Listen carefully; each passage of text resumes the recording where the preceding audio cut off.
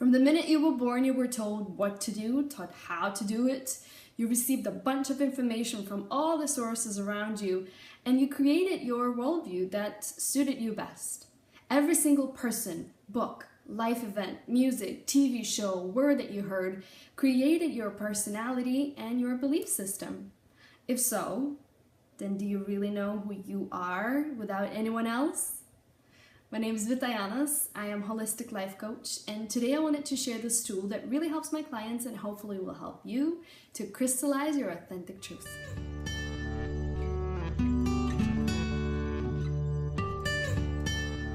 The thing is, majority of your beliefs that you have today formed without you even noticing it.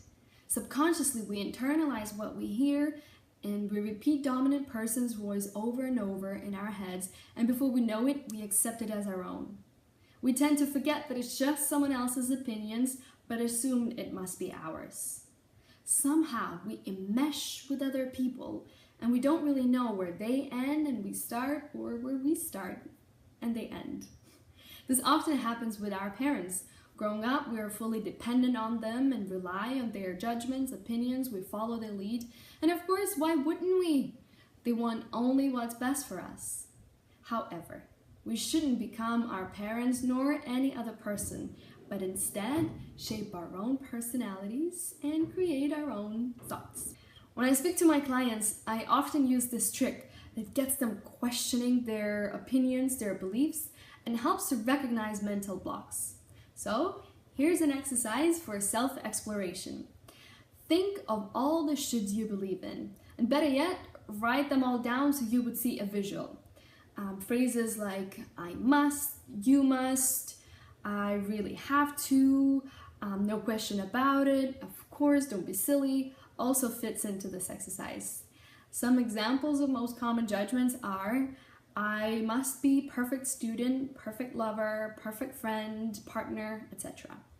I should always look pretty and wear makeup when I go out.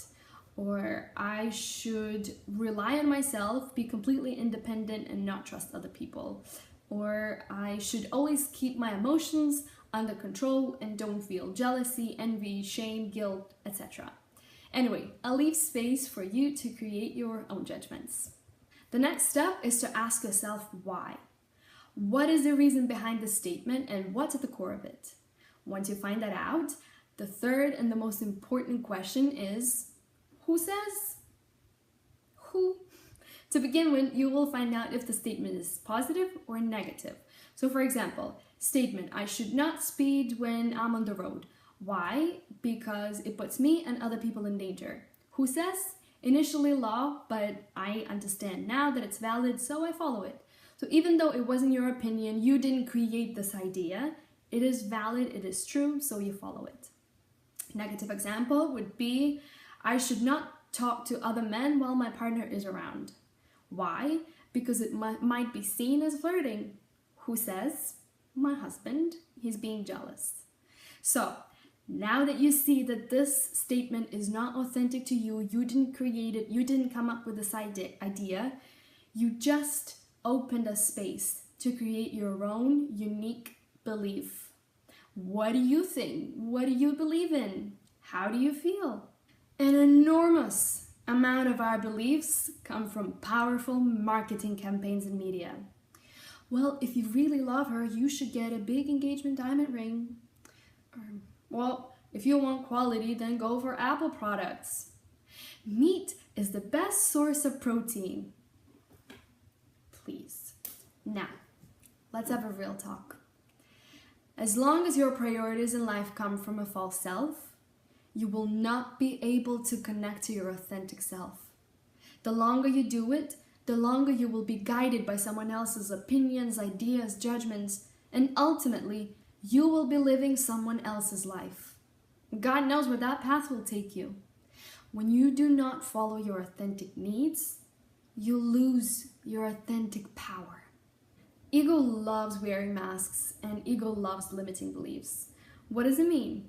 Deeply, we all know when we are not being true to ourselves. But in order to fit in and adapt, we agree to things that don't really portray our authentic personality. Have you ever agreed to something unintentionally, like, oh, I think this is fabulous too, or maybe you're right, maybe I should change my outfit. We become these chameleons that change based on what other people think. Not very original, huh? This kind of behavior will always provide mediocre results no matter how much you try to be amazing.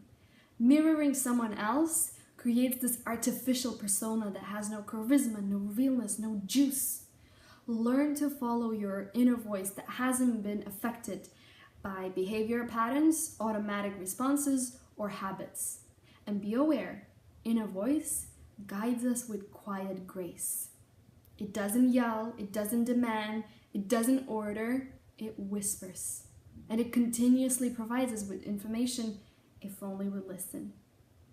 And don't always believe what you think, but always believe what you feel. I hope this helps. Love, blessings.